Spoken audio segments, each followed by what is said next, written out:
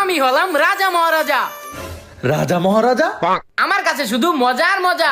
আরে এতগুলো মজা ও কোথায় পেলো? এত টাকা দিয়ে কে কিনে দিল? এই বিপ্লব, কি এত মজা তুই কোথায় পেলি? তোমাকে বলবো কেন? গরিব। আমার সামনে বসে বসে চিপস খাচ্ছে, আমার তো খেতে ইচ্ছে করতেছে। এই বিপ্লব, আমাকেও একটু চিপস দে না। না, তোমাকে দিব কেন? আচ্ছা ঠিক আছে, না দিলি আমি দোকানে এক্ষুনি কিনতে যাব। এই ভাই, একটা চিপস দেন তো। দাঁড়ান, এক্ষুনি দিতেছি। এই নেন। কত টাকা? 5,000 টাকা। একটা চিপসের দাম 5,000 টাকা কিভাবে হয়? একটা চিপসের দাম না তো, আপনার টোটাল বিল 5,000 টাকা। আমি তো 5,000 টাকা বিল করিনি, তাহলে এত টাকা কে করলো?